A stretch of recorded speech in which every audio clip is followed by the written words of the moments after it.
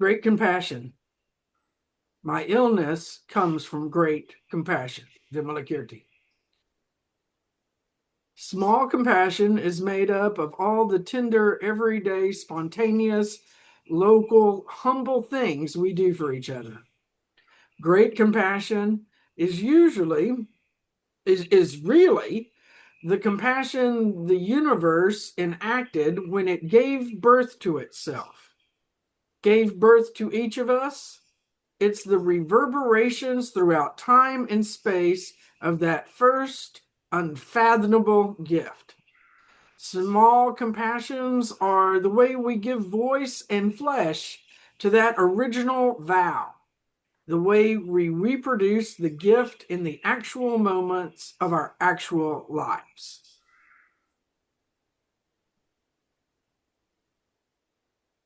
Okay.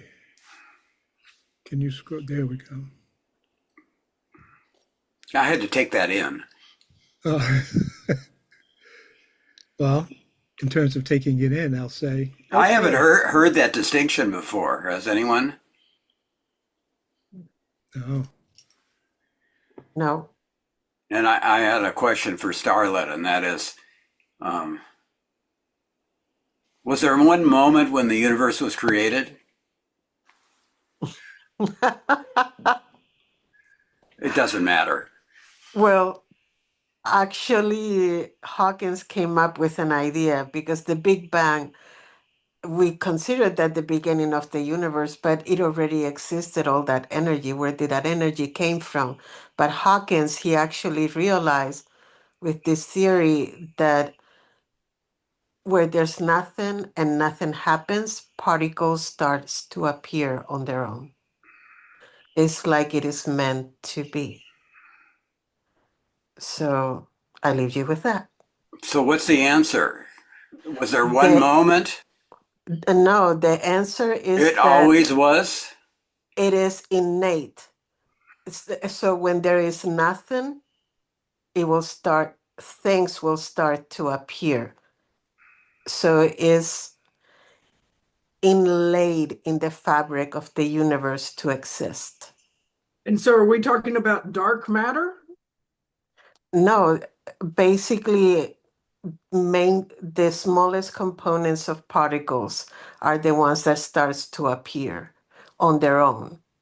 So that can be the beginning of the universe because it means there can never be just nothing because it will, I guess you could say, will birth itself. Now, this is a theory, it needs to be proven, but everything seems like it's going towards that way. Thank you.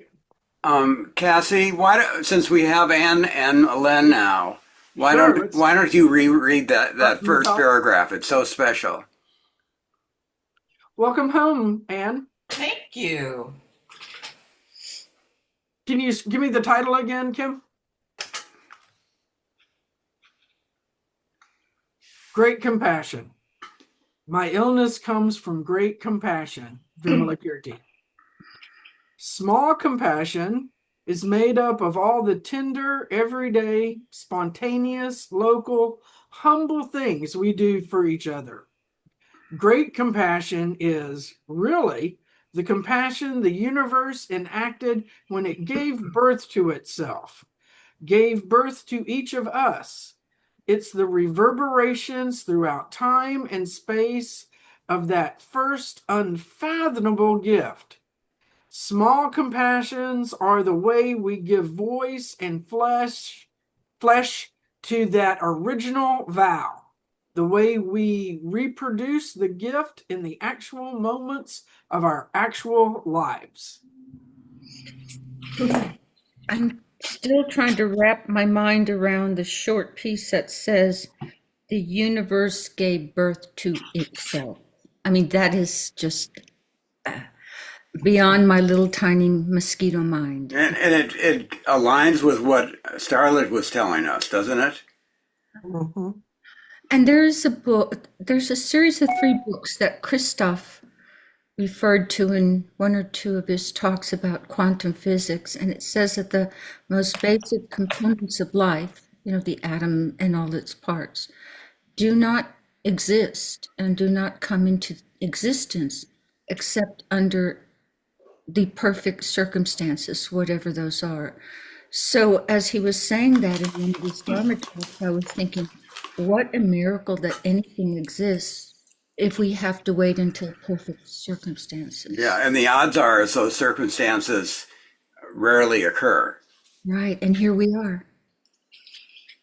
But for me, it's really interesting to think about that being compassionate. I mean, to me, compassionate requires a sentience.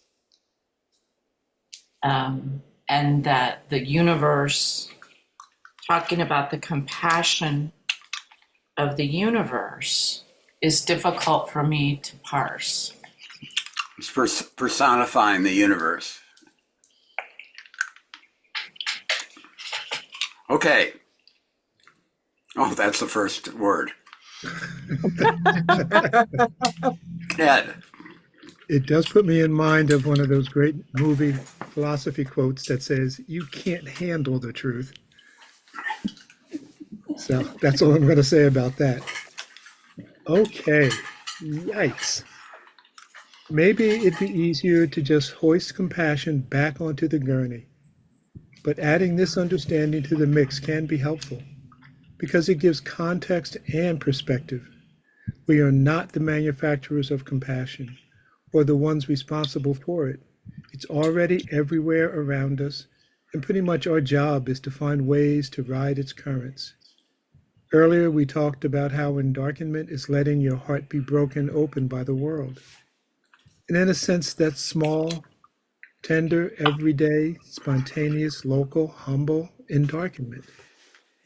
Humble endarkenment. An awareness of the fundamentally unknowable mystery, the unfathomable gift at the heart of everything, is great endarkenment.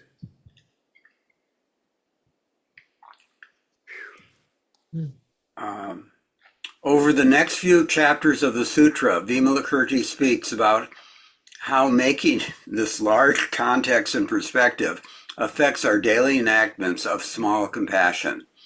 After centuries of Buddhist treatises on the practices leading to enlightenment, Vimalakirti lays out one of the first drafts of the practices of endarkenment.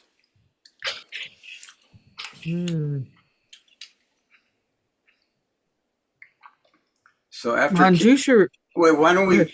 Yeah, Melissa and then Milen. Great, thank you. Manjushri wants Vimalakirti to explain what he means by saying that his illness comes from great compassion. So he asks 3 questions. First, what is compassion? Vimalakirti answers, completely share whatever good you do with everyone. He's already said, I'm sick because the whole world is sick, which is one way of saying that he shares in the condition of all beings. Now he's showing the other side, and I share my condition with all beings through my actions. I like that.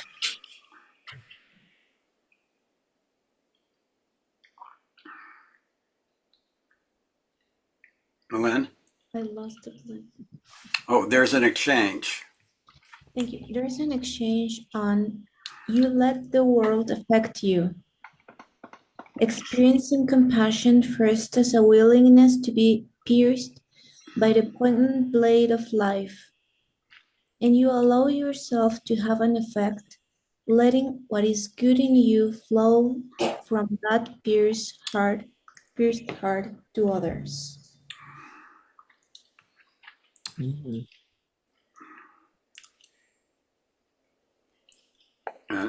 Yeah, Nelda. And Vimalakirti says that compassion is completely sharing whatever good you do. There's an emphasis on what you do more than how you feel. Often we assign compassion to the feeling realm. Faced with suffering, we feel sorrow, righteous indignation, love, or pity, or we're overwhelmed, numb, helpless. Whatever the case, we assume that compassion arises from how we feel, or cannot arise if we're not in the right frame of mind. From this view of great compassion, how you feel doesn't necessarily have anything to do with what you do, and what you do is the important thing. And this aligns, I just want to say that this aligns very much in Judaism, that if you help an old woman across the street because you want to show off, that's fine, because what's important is the old woman needs to get across the street. Good point. And sometimes you know, especially as a parent, you might be in the worst mood in the world to do something, but it needs to be done. Yeah. And Vimalak. oh, sorry, Go Starlight. ahead. No. Nope. Oh. Vimalakirti particularly calls out a sentimental view of great compassion, which creates wariness and aversion toward the world of birth and death. A sentimental view of compassion is something like pity. Oh, poor you, and is a short leap from poor you to bad world. This is another expression of Bimalakarti's profound allegiance to our tilty life. Be concerned, care, put yourself out without making the world bad. It's tough to be helpful when your energy is bound up in a fight with life for being life. Okay, I have to read that again. This is another expression of Vimalakirti's profound allegiance to our tilty life. Be concerned, care, put yourself out without making the world bad. It's tough to be helpful when your energy is bound up in a fight with life for being life. Vimalakirti advises us to put outrage and disappointment down and instead take up the impossible vow to love the world no matter what. Okay, that is so powerful.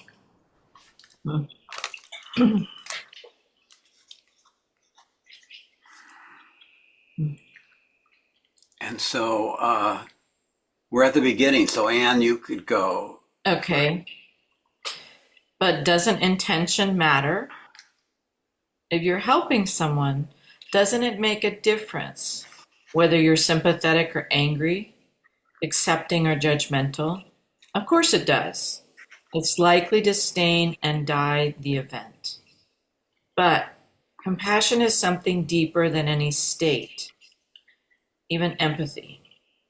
If your intention is to be empathetic, whatever you do is really an act of empathy.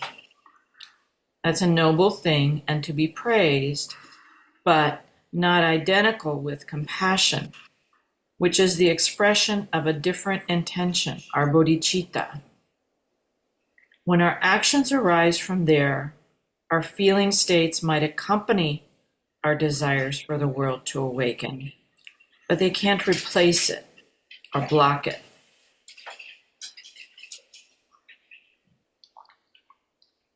Could y'all remind me of the definition of bodhicitta again?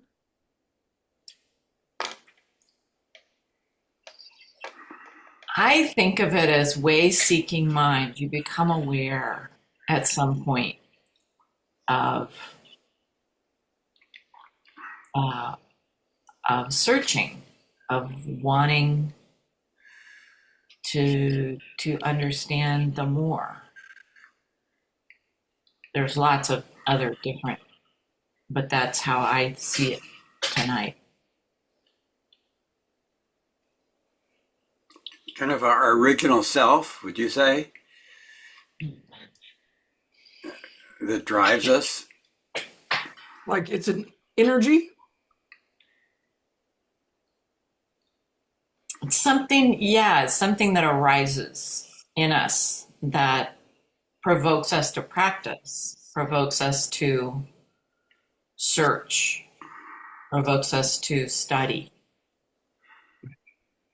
Yeah, I think that's a good way to look at it. And I know it's also about intention. If we're doing a bodhisattva vow and engage with bodhicitta, to the intention to alleviate suffering for ourselves and others, that kind of thing. But it is striving towards an intention with enlightened behavior. Thank you.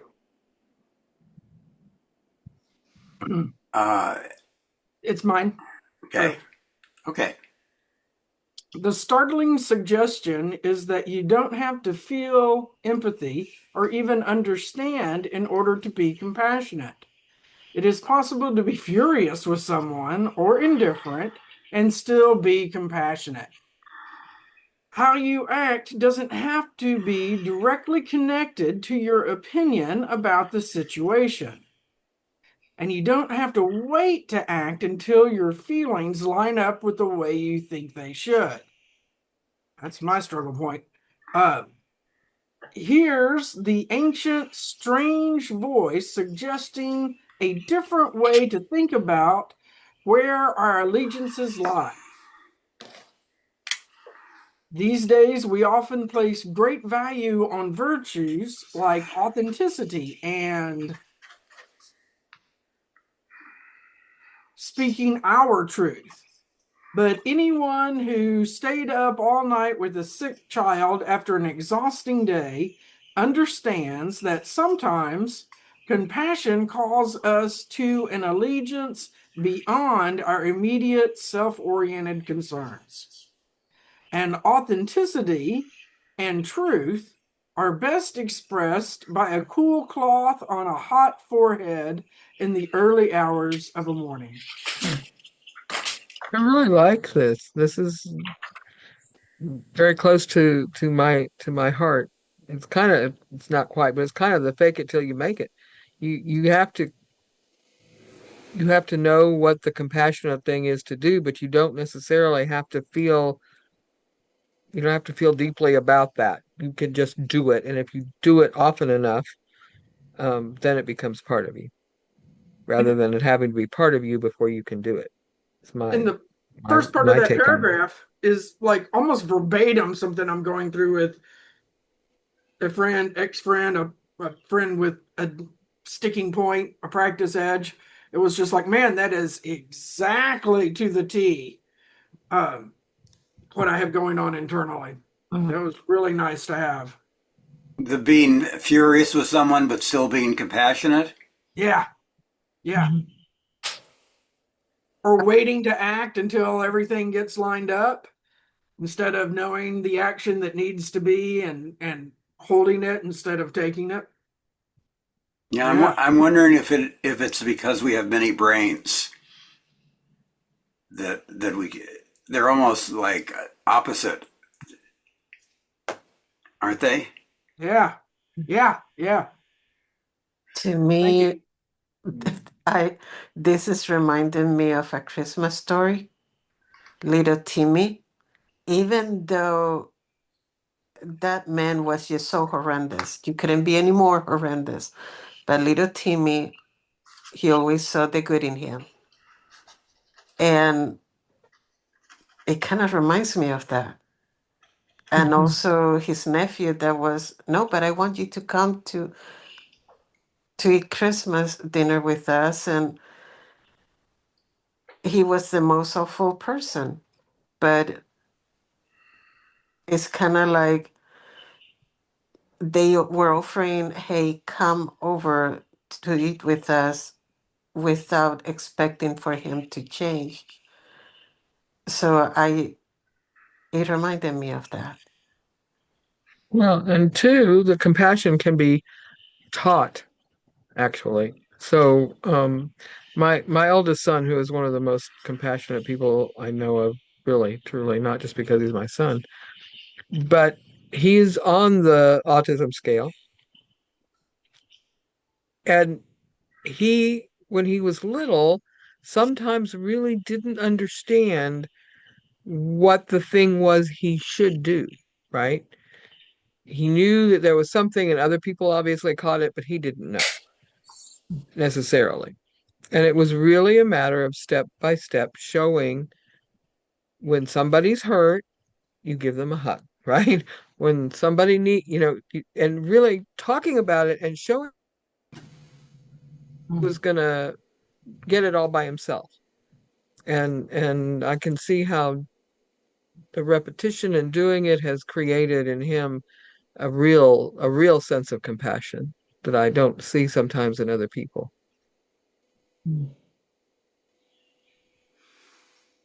Okay. Thank you. Should we go on? Mm-hmm. Mm. What Vimalakirti proposes, I believe, is a process for healing the human heart. It might seem strange to say that compassion is really more about what we do than about how we feel, and then to say that this is a process of healing the heart.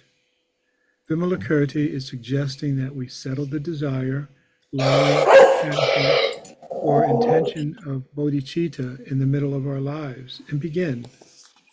We're going to make mistakes and hit dead ends along the way. So it'll be easier if we lighten the load by putting some things down, which mostly relate to not privileging our feelings states above all else, which mostly relate to not privileging our feeling states above all else.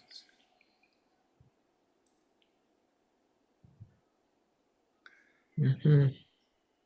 Although that feeling state is that entree into the whole thing, isn't it? Mm. Yeah, I think go ahead. I think that what he's saying is it's not always.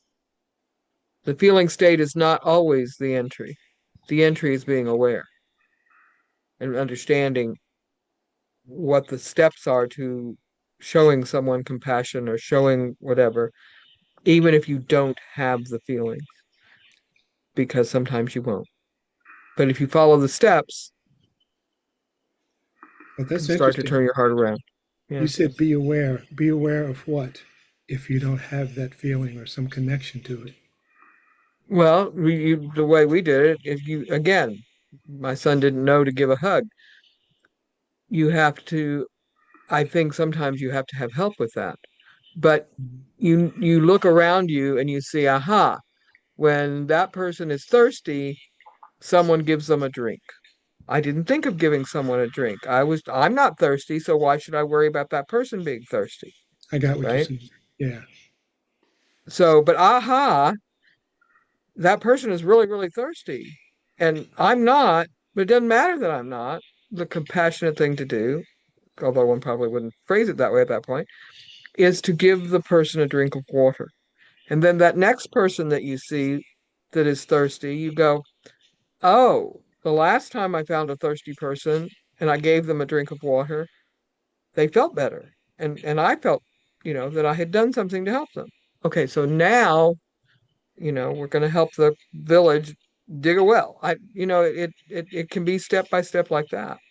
gotcha. Thanks. To I just me, wanted I'm sorry. clarity on what your statement was. Thank you. Yeah, But I I've thanks for been. asking. I'm always interested in art making. You could not be at all feeling inspired, but then you get into it, and something happens. But or the opposite, you might do the worst piece in your life, being right. Do you agree? Those of you who make art, Yes. that it doesn't. You can't rely on that inspiration kind of thing. Right. And I it is awareness in a relationship, particularly with art, sometimes that makes it happen without, having that feeling connection.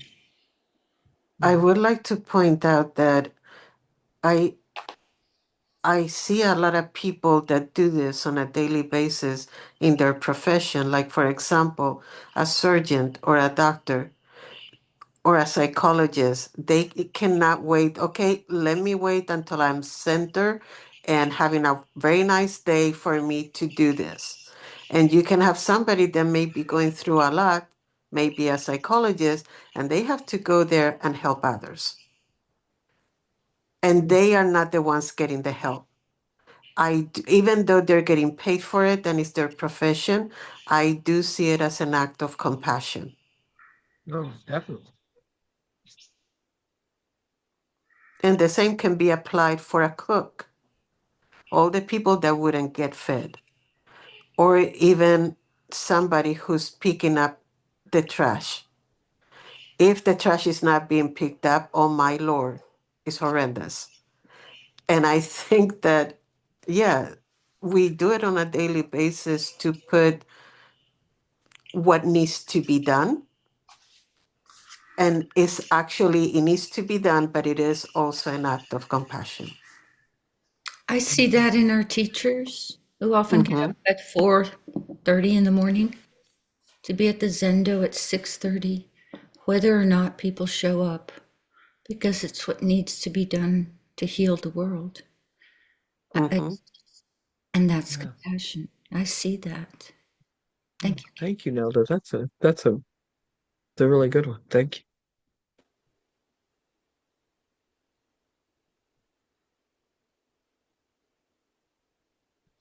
Okay, so who's reading now?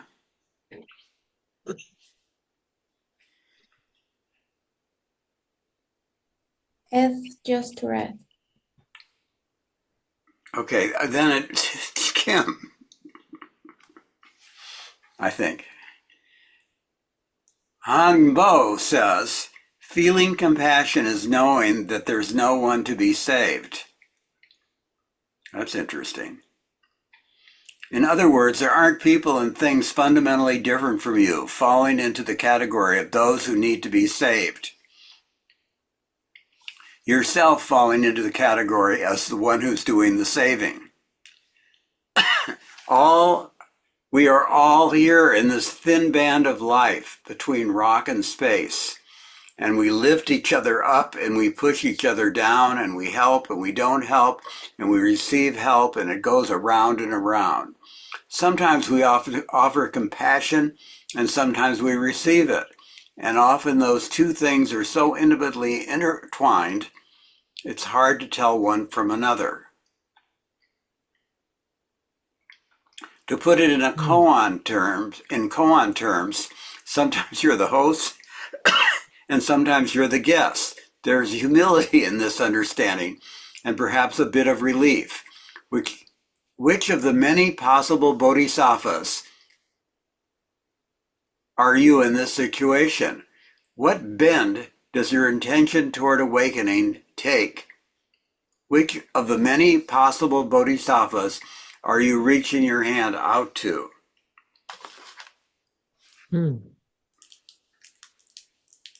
We talk about there's no gift and no receiver, no giver, and that's the same. Sometimes you're the host and sometimes you're the...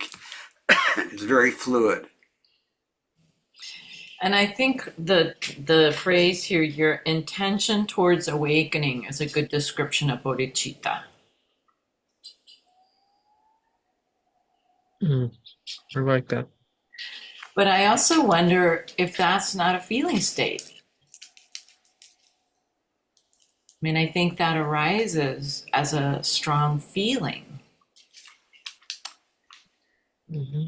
For me, anyway. No, go ahead. Very nice. We're moving with Vimalakirti toward living open-heartedly in the presence of suffering. When our orientation shifts in this way, we're beginning a process that isn't going to be fully realized at the start.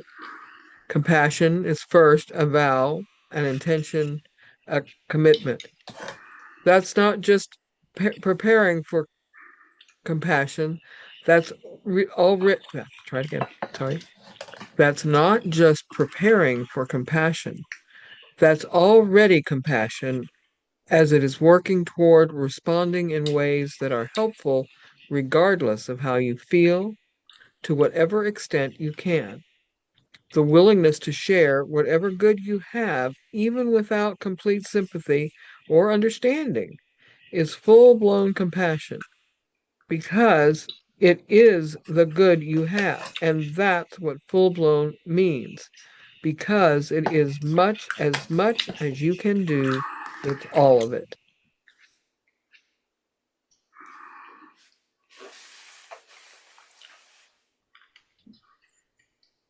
I wanted to say that I just read a few minutes ago in AI Bodhicitta, Body Awakening and Chitta, Heart or Mind. So it could go from feeling to thoughts, I guess. Thank you. Thank you.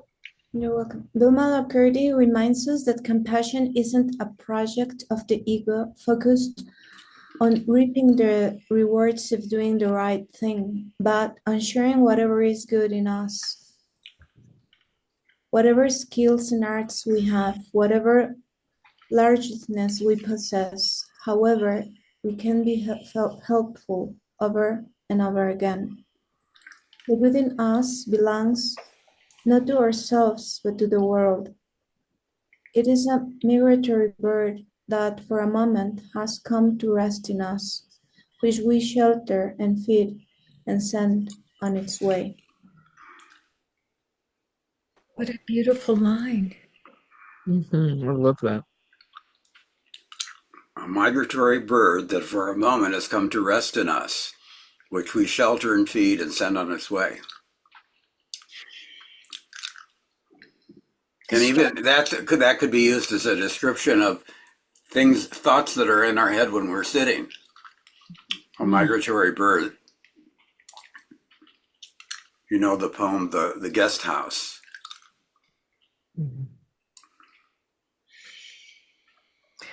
I don't know that poem. Sorry. Go ahead, no, Starlet, please. Did I said I Starlet, didn't know. I'll send it to you. Thank you, Kim.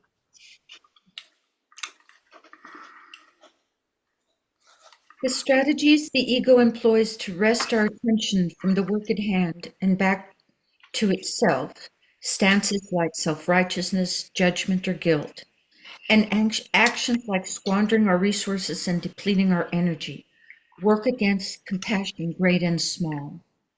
We know the troubles that self-centeredness can kick up in the realm of helpfulness and kindness. But we can also get into trouble if we tilt too far in the other direction, overriding our own capacities. Fortunately, the body is defined by your intimacy with which... Wait, no, fortunately, the remedy. I grabbed 2 pages, sorry. Fortunately, the remedy for this is pretty simple. Include yourself in the field of your compassion. Remember, you aren't special in either direction, deserving extra or unworthy of enough. Extend the same bodhisattva hand to yourself that you would to someone else, encouraging, supporting, nourishing, protecting, and challenging the good in us are all part of taking care of that good which is our lovely responsibility to do. A thought was coming up as I was reading, so I sort of mucked this up a bit.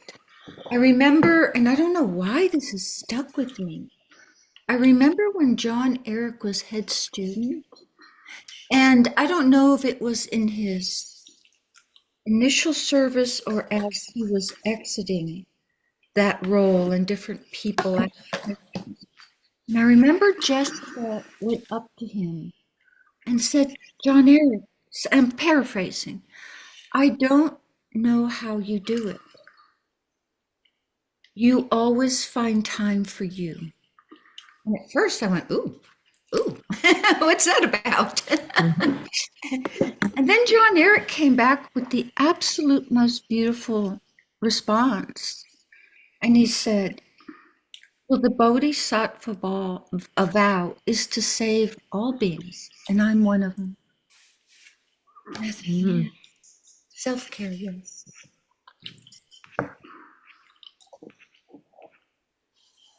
I really like including ourselves in our compassion.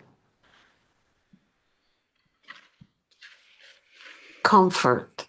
Manjushri asked Vimalakirti, how should a bodhisattva comfort bodhisattvas who are ill?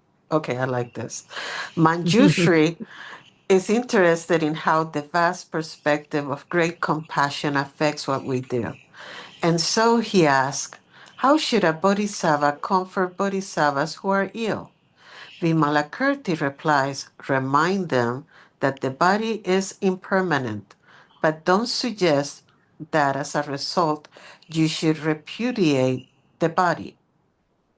How should we feel about our mortal bodies, especially when they're being particularly mortal?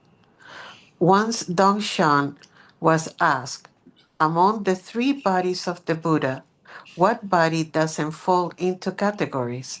In other words, what's the body that you cannot really characterize, that doesn't fall into our habitual ways of seeing things?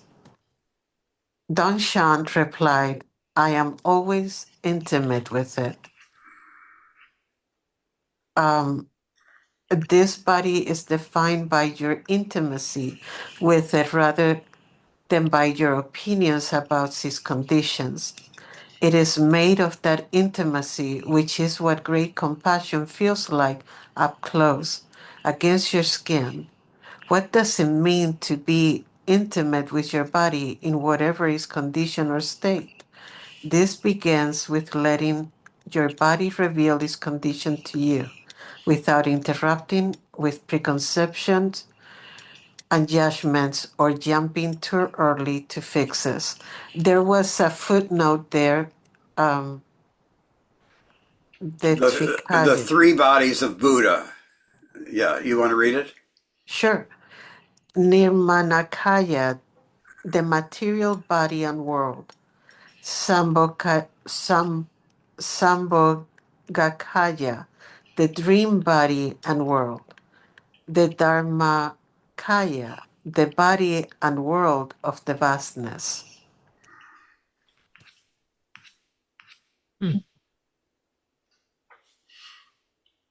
I've heard like they'll say sitting as Buddha's body, and then they'll also say sitting as, and then I couldn't remember the other sitting as. Do y'all remember teachers telling us those phrases? Well, there's that. You don't do zazen, zazen does you. Is that? No. Oh, It was specifically related to sit as Buddha's body, sit as karmic body, and I guess a third one there too that's relating to these three stages, but kind of slightly different words. thank you. So I think Anne is next.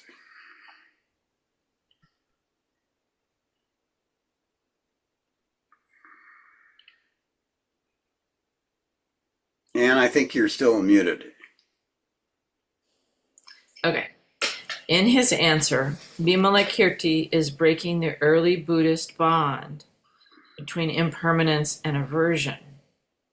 The idea that because things are unstable and subject to death, we should mistrust and reject them. If impermanence is the cause of a lot of pain and suffering, it also means that we can do something about that because things are always in flux, maybe over years or generations or geological ages, but still, by their nature, capable of change. When Vimalakirti says, completely share whatever good you do with everyone, he's saying that when you're confronted with impermanence and difficulty, our job is to bring a kind of grace into the world, the awareness of the possibility of change.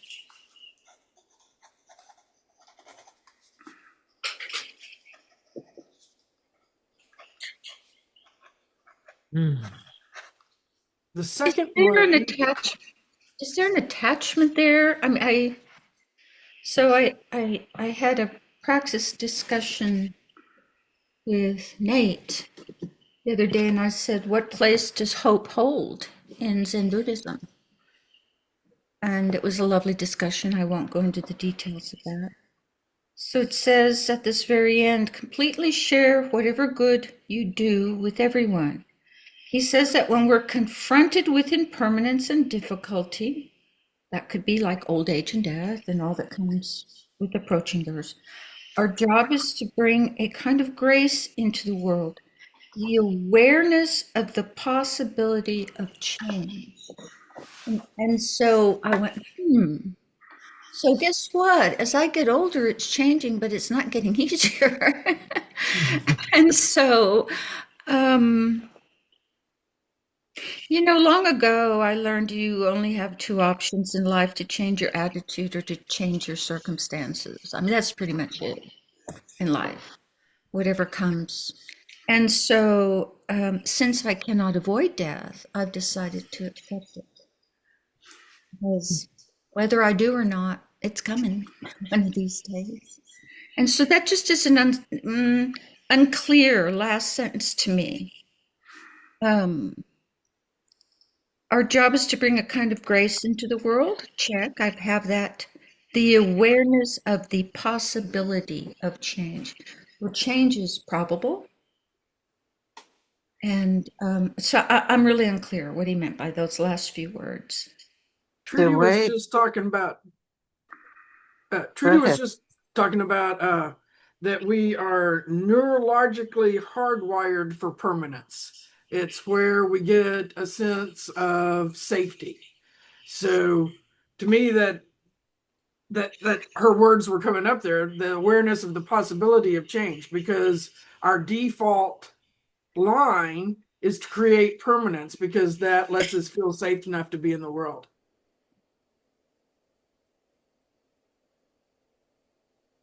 Thank you, Cassie. And it's guaranteed, isn't it, that change will occur? Yeah, that's what strikes me about that sentence about the awareness of the possibility of change. I would say inevitability. I I took it in a little bit of with a different twist to it, even though it's basically the same. That you said, Casey, and the thing is that things are always changing. It's like moving water. A river doesn't stop. The ocean doesn't stop. Even the lake has movement. But what I believe that is referring to the possibility of change is the possibility of a river going into the ocean. That what we have conceived our lives to be can completely change. Sometimes just by changing our perspective, we can change the whole of our lives. And like in my case, this illness changed everything for me. And I lost all the dreams that I had, everything I have worked for, everything. But here I am now, actually having to be thankful to this illness because it allowed me to go to my first love, which was writing, that I never would have done because I never thought I was good enough. And because of this illness, I went, you know, I have nothing to lose. And And it took you a this, couple of years, right? yeah, because I lost the ability to read and write. And then when I regained it, um, I had lost the little bit that I had been writing as a hobby. Before I got sick, my computer broke and I lost everything I had written. And that's when I lost my breath. I couldn't, it was too big of a loss. That's the moment I realized that I could live without going to school, without everything I had worked for. I could live without being able to walk, but I could not live without my writing. And here I am. I can walk now. even if it is short distances, but I can, and it's very important. It's a really, really important thing. But this illness has given me the gift of writing. And now I'm in the position that I went, I don't care anymore. If people want to like what I write, fantastic. And if they don't have to read it. But I am going to write. And that is a change. So you should hold in your heart Sarah Webb, whose house burnt down a few days ago, and Really? she lost everything, all her books, and it was a beautiful, beautiful house that her parents had built and had wood walls and wood ceiling. Just and so I've been talking to her, but her state of mind is so wonderful, the way she is taking this, and someone has offered her a little cabin in 8 acres while her new house is being built. Oh, But thank goodness. That's wonderful. so I'm going to work with her on a new. I ordered a new computer for her and work with her on Wednesday on that with that, so she can start working again. But she and I started Zen writing 15 years ago. So Mhm. a number of you know her.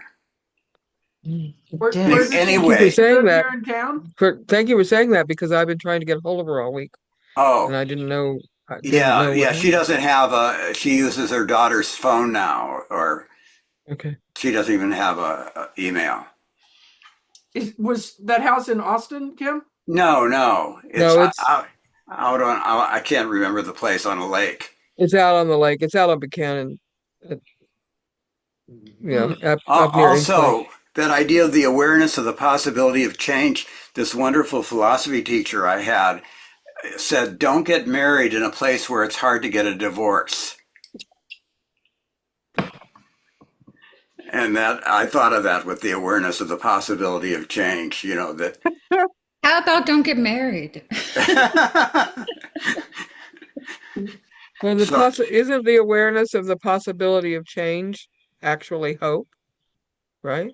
well, hope has a very isn't well thought of, I think, in Buddhism. Hmm. There's a lot of stuff about hope. Oh, wait, talk to Nate. It's not two. Yeah, I'm trying to remember. It was one of the teachers from Upaya who was given a talk on that, and a question got asked that was very similar to this, and she very clearly said that that the energy of hope, the idea of hope, was that essential, but attaching to its outcome was fraught. Yeah, so you could use the word I agree. aspiration too, as a more positive word than hope. But if you just live, I hope for this, I hope for that, you can drown in that. But there's so much Right. No. hope in may your body be at ease. You know, the Metta Sutta, there's so much hope in prayer. And guess what? Both work. So, yeah, it's not two. Yeah. Well, to me, awareness of the possibility of change, the way it relates to hope, is that things are not permanent. So where you are is not permanent. You may be worse, but you may also, be in a better place, and that's kind of what I feel like. For there's hope that you're not going to stay where you are. Malin? Then I guess I can redo. I'll just Wait, Malin now wants say to, possibility of change instead of hope. yeah, Malin wants to say something. No, I Hang just on. just wanted to share that I read the possibility of change related to suffering, not to impermanence, Hmm. but Oh. like to change the suffering, the relationship we have with it. Hmm. Hmm. I want to just see how much, there's quite a bit more here. Should we stop here and start our next stage? Or you want to read another paragraph? Go back to the paragraph that was just read, please?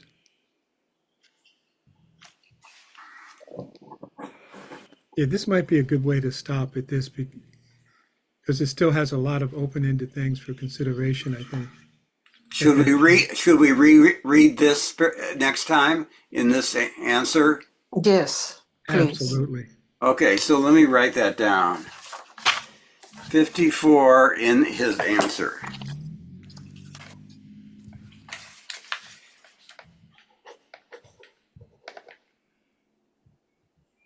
Oh my God. Okay, 7 p.m. And I just wanted to ask Nelda one clarifying thing. Is Nate saying that hope is a good thing or that it has a lot of bearing on stuff? I'm a little unclear as to what might be getting said there. I don't want to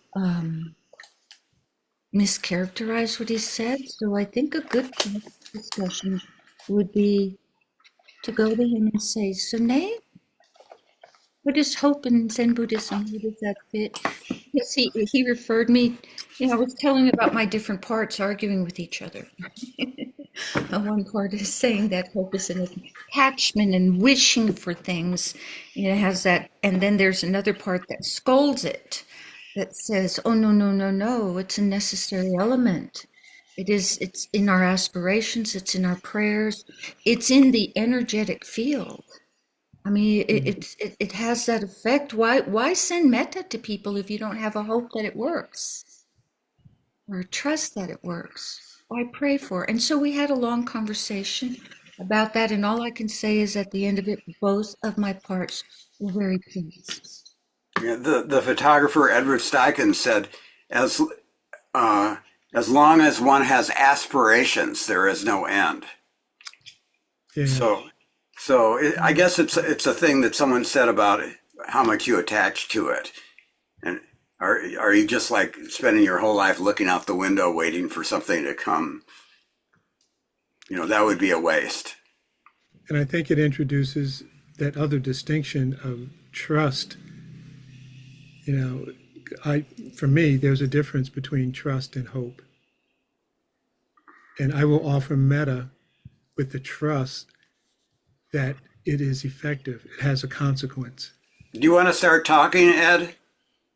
Oh, hell no.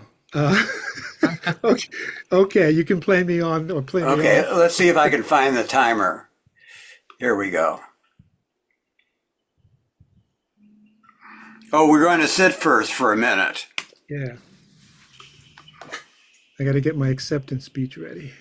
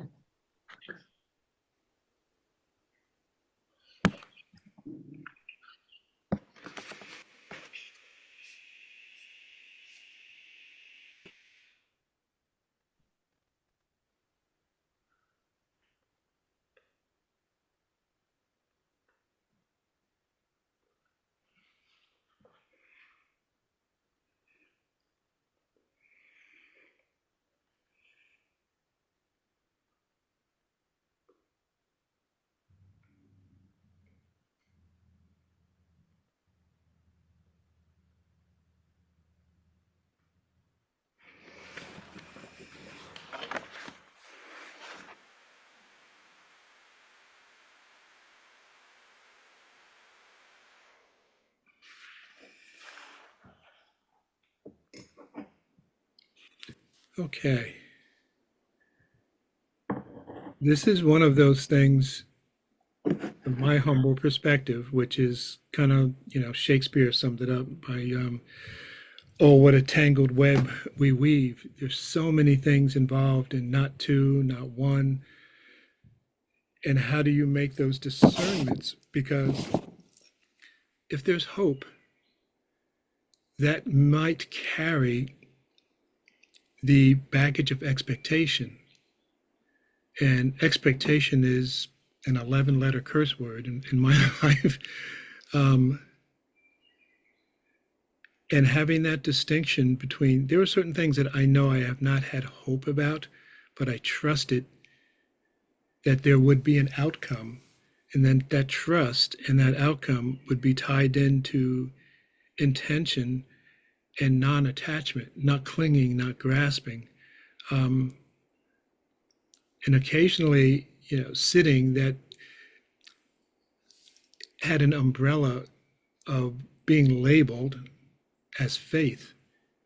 And I know that's a whole nother tangled garden of weeds to be in there. But I am going to try and get hold of Nate to set up a little practice discussion with him to see what he has to say. And I'm going to rat Nelda out. It's like, Nelda wouldn't tell us the answer. Bad monk. But it is one of those things which it doesn't seem that there's any one clear single line answer to it. And if you look at one, you're going to end up looking at 6 or 7 or 2, whatever. And it's interesting how sometimes that comes away with a real good, solid feeling and perspective. And other times it makes me feel like a James Bond martini, shaken, not stirred. And thank you, Nelda, for bringing that into the topic. I yield my time.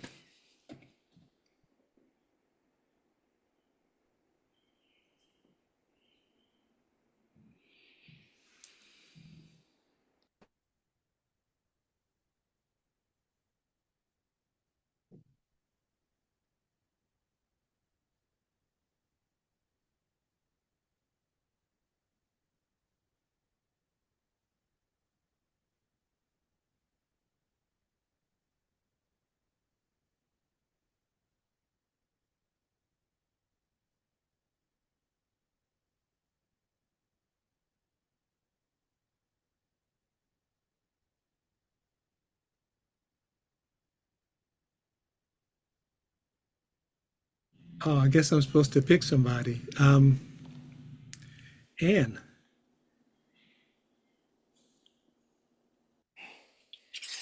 Yeah, well, it's a very interesting conversation about hope. It reminds me of Joanna Macy talking about you don't stop loving the world because you know it's sick. You don't stop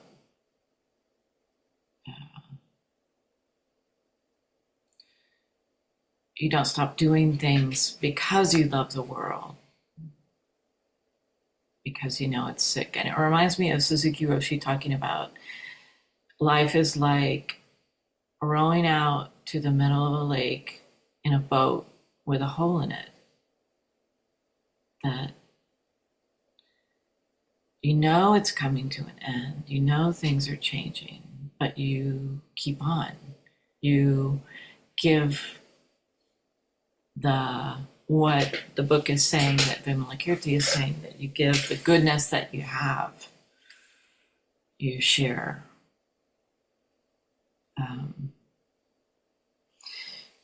Yeah, I realize,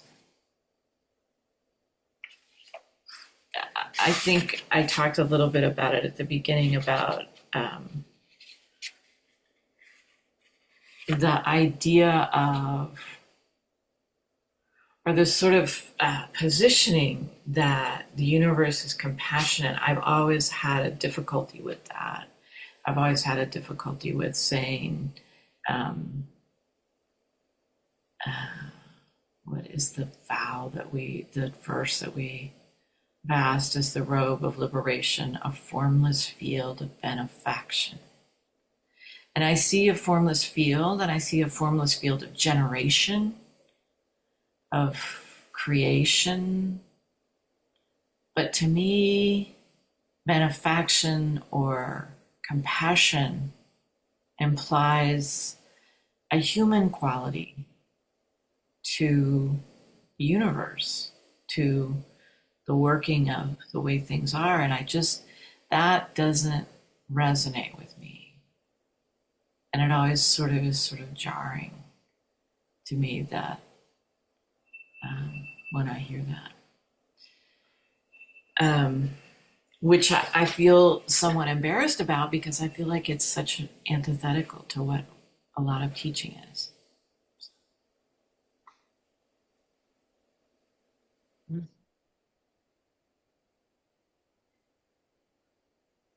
Melissa. Ooh. So much, so much.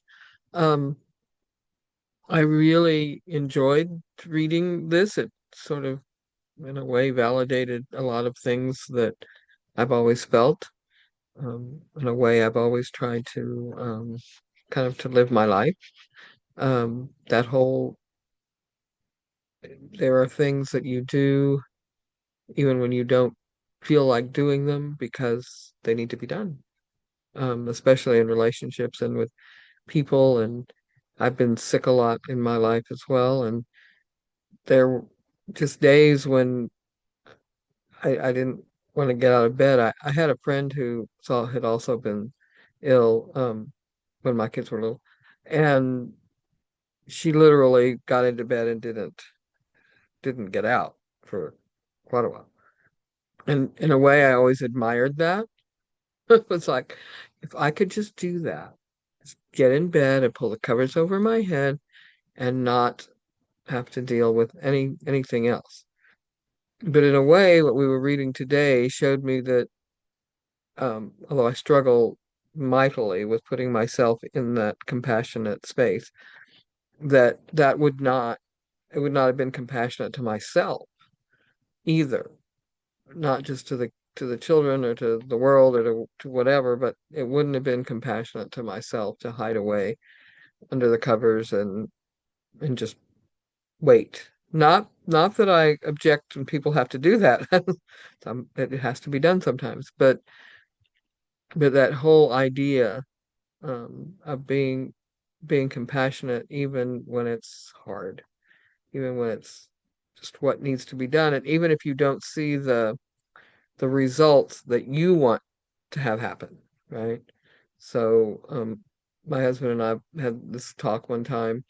I said, well, what if we gave the children some money because we knew they were having a hard time, and we just gave the kids some money, and our personal expectations would be that they would use it to, I don't know, fix up something in their house. But what they did with it instead was to buy a cow, which would incur more expenses. We live in the country, by the way, folks. Um, would incur more expenses for them, and it would have what was his reaction going to be to that? Would he tell them that that wasn't what we meant them to do, or what? He said, well, no, we gave them the money, and we gave them the money. There's no expectation of what they feel is important versus what we feel is important. It was an act of compassion to give them the money, and now we walk away and pet the cow when we go over there. And that's why I'm married to the man. But yeah, it sort of brought that whole idea into play.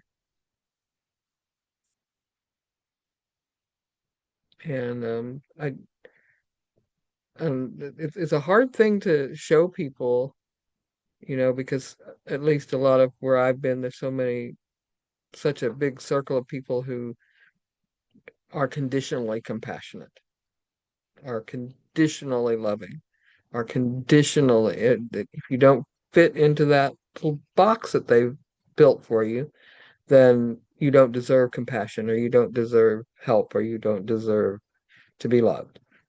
And so it was very nice to sit and hear an entire chapter on that's that's not really it's not really the way it should be.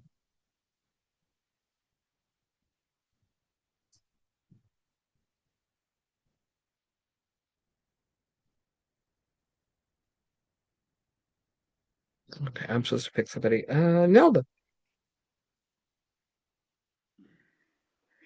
So, I think more came up for me in listening to each of you than actually in the reading. I'll start with Anne. Anne, I hear you. Always had difficulty with humanizing, adding human qualities to the universe or the God that seems so self-focused, so narcissistic, and so small. To put God and the universe in such a small box feels so unkind and unfair to me. So when I see these human emotions and attributes placed on, it's hard for me to get past that. But yeah, that is what it is. And this also brought up what came up during a Friday night sit that Nate and Jessica put on. And she read out 3 statements and asked us to feel how, tell how we responded to those. And the first statement was, "It will be okay." And my entire bodily action was, "That's a lie." That was just it. So I had another practice discussion with Nate in which he explained, and then it set up a week long of deep thought, because my bodily response was, "I know I will be okay. I know how to do that, but it will not be okay." And then I thought, well, how can I separate myself from everything else? There's no separation. So practice discussion. And these days with it being okay, it not being okay, Nate explained by what Jessica meant by "it will be okay" is things will continue to unfold. That's just the truth. And so my aspiration is to hold whatever comes with ease.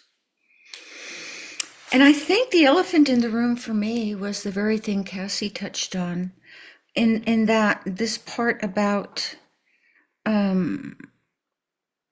whether you're angry or not, let me just read what I wrote. Those closest to me give me the tremendous gift of showing me my many practice edges. So I'm grateful.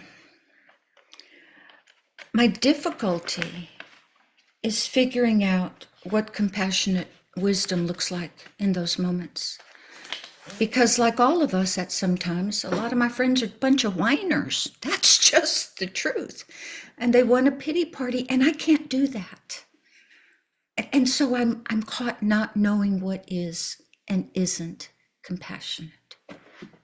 So that is not as easy as it sounds in this book.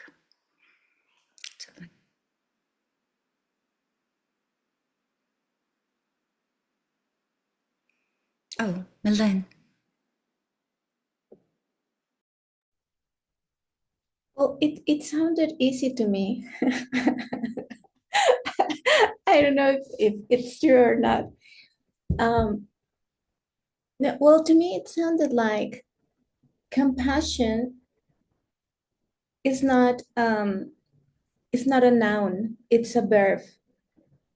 So it's about doing, and it actually helped me a lot because I tend to overthink, and yeah, I think that's an error. And it reminded me what we read about different practices we have, like vowing. I once spoke with Peg about the vowing ceremony that you have made, Nelda, at this monastery. I don't remember in California the name. This where you vow. I don't even. The Sahara, yeah, like many times. And while doing that, something happened, and you don't imagine, right? Like at the beginning, like you're just doing that, and then suddenly something can arise or not. And maybe not the first time, but the 10th time you do this ceremony or something. So I found compassion like that, like an understanding, a practice that is built while doing it. And I really like that. And also this footnote, I think it was the only one we read, the 3 bodies, the material body and world. So we are very, well, at least I am very related to that one. then the dream body and world that is so beautiful, and the body and world of the vastness. And sometimes practices and attributes can flow between all of them, I guess. So it was very helpful for me to read tonight. Thank you.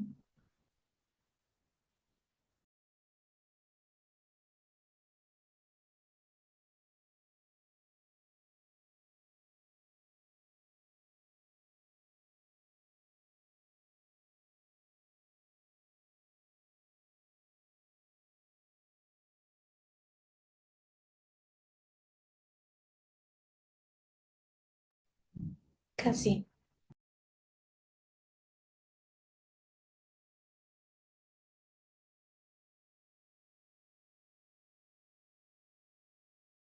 You're muted. Thank you.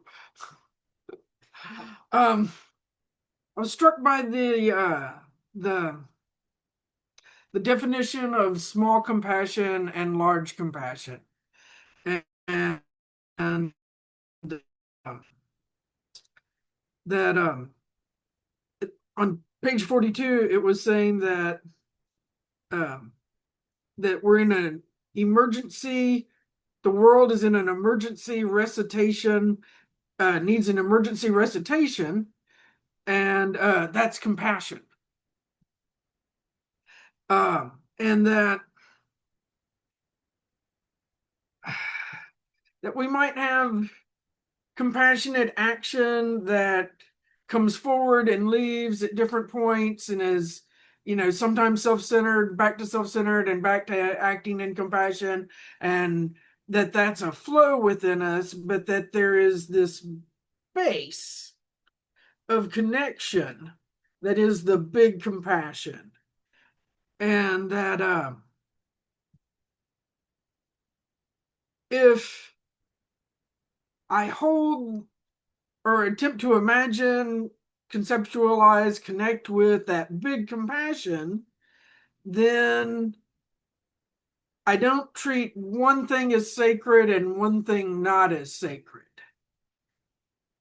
I was struck by the walking monks, and one of the things that they said in their return talk was that some people threw rocks at them as they walked along the road, and that they picked up the rocks and carried them with them for a while.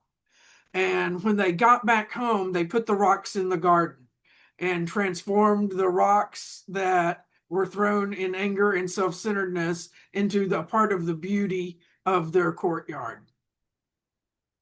And so there was that huge shift in transformation of the energy and the idea, and also that the throwing of the rock was held as a sacred part of our journey just as much as everything else is.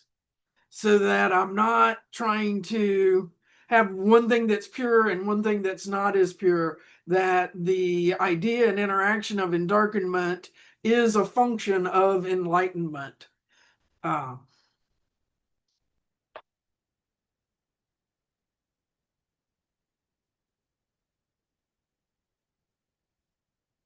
Who has not gone? Is that Anne and Kim? Kim, yeah.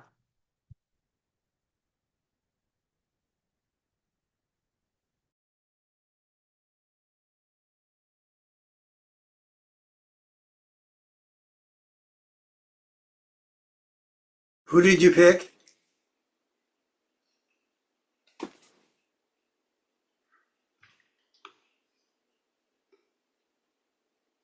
And muted.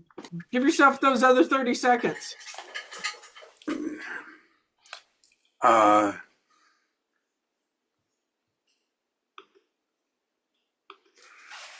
so, so some of you didn't like the personification of the universe, and I'm taking kind of a different view that I'm unsure to what extent we're any different than the universe or than a tree, especially thinking about how supposedly 4/10 of a second before we say something or make a decision, unconsciously we have already decided. And so maybe we're closer to trees and the universe. I don't know. I mean, that's my view that we're all part of the same thing. That we don't operate that differently. Um, we've done a lot of discussion at Appamada about compassion and emptiness, and sometimes we've said that not emptiness. I'm sorry, compassion and empathy, and we've said that a thief could be very empathetic, like a con person, and that would be very useful. It's kind of a skill that where you can read someone's mind, but it's a very different thing than compassion. But then sometimes you'll see the two words used interchangeably or not with those meanings. So, and this idea of love the world no matter what, and it constantly surprises me. And I've been apologizing to my kids recently for bringing them into this world that's kind of tough. And we kind of told them, as my parents told me, that just if you do things right, things will turn out right. And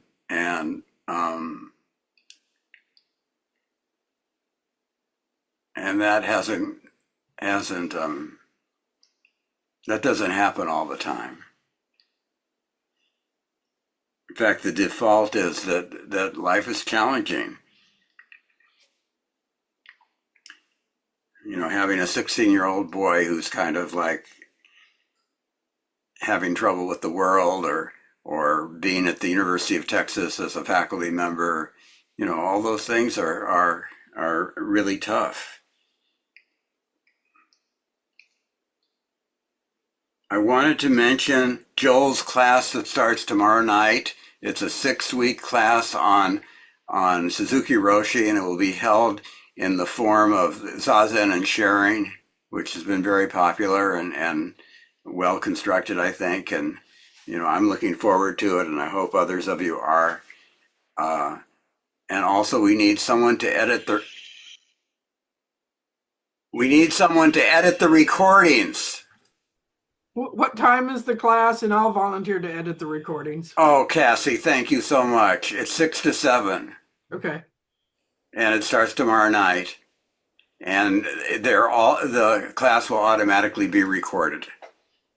So Starlet hasn't gotten to speak. Okay, Starlet. Thank you, Anne. So for me, I feel very comfortable with the personification of the universe. And it makes me feel very cozy, because to me, the concept that you have a star, and that star, when it dies, when it goes into a supernova specifically, at that moment, it creates all the elements that creates life. Carbon wouldn't exist without that supernova. Even the gold that people use to make the rings for when they get married, that was made in the heart of a star when it was dying as a supernova. Even all the elements that create Earth are made from that. Everything in existence is made from that. And the thing is that we have sprouted here on Earth that has only one moon, which is quite unusual.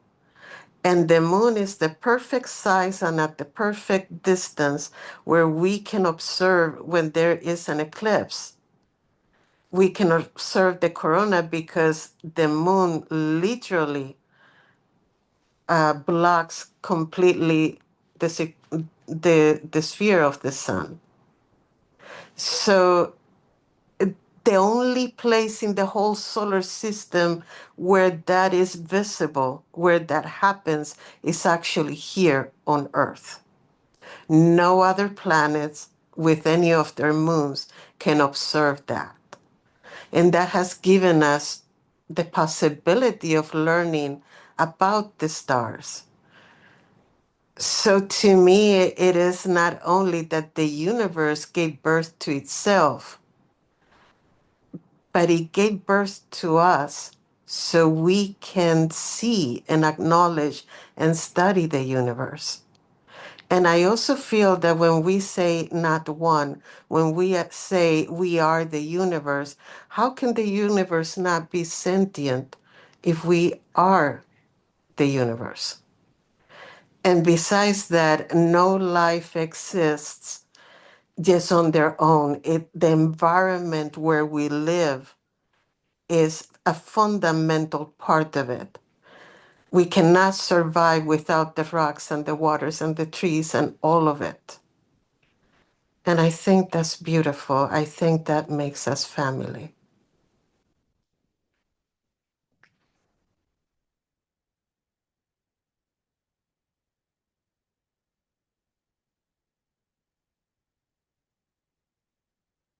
Kim, you're Thank talking you back. all. Thank you all. That was really beautiful.